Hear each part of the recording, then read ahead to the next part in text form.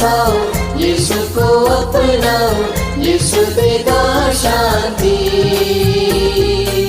यीशु के पास आओ, यीशु को अपनाओ, यीशु देगा जीवन।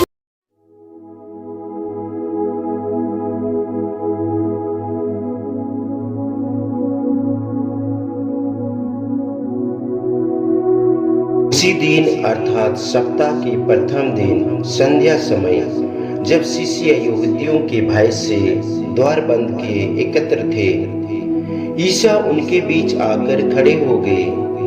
उन्होंने शिष्यों से कहा, तुम्हें शांति मिले।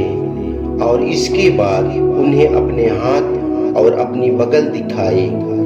प्रभु को देखकर शिष्य आनंदित हो उठे। ईसा ने उनसे फिर कहा, तुम्हें शांति मिले।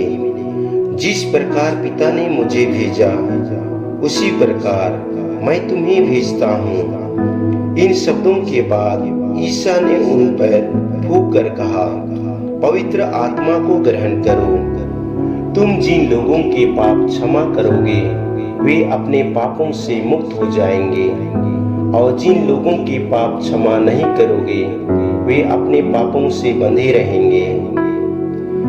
ईसा के आने के समय 12 में से एक थॉमस, जो यमन कहलाता था, उनके साथ नहीं था। दूसरे शिष्यों ने उससे कहा, हमने प्रभु को देखा है। उसने उत्तर दिया, जब तक मैं उनके हाथों में कीलों का निशाना न देख लूं, कीलों की जगह पर अपनी उंगली न रख दूं और उनकी बगल में अपना हाथ ना डाल दूं, तब तक मैं विश्वास नहीं करूंगा। 8 दिन बाद उनके शिष्य फिर घर के भीतर थे और थॉमस उनके साथ था। द्वार बंद होने पर भी ईसा उनके बीच आकर खड़े हो गए और बोले, तुम्हें शांति मिले। तब उन्होंने थॉमस से कहा, अपनी उंगली यहाँ रखो, देखो ये मेरे हाथ है। अपना हाथ बढ़ाकर मेरी बगल में डालो और अविश्वासी नहीं बल्कि विश्वासी बनो। थॉमस ने उत्तर दिया, मेरे प्रभु मेरे ईश्वर। ईसा ने उससे कहा, क्या तुम इसलिए विश्वास करते हो कि तुमने मुझे देखा है? धन्य है वे जो बिना देखे ही विश्वास करते हैं।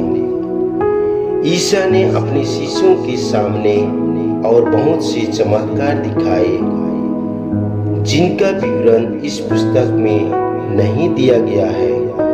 इनका ही विवरण दिया गया है, जिससे तुम विश्वास करो कि ईसा ही मसीह ईश्वर के पुत्र है, और विश्वास करने से उनके नाम द्वारा जीवन प्राप्त करो। यह प्रभु का सुसमाचार है। यीशु के पास आओ, यीशु को अपनाओ, यीशु देगा शांति।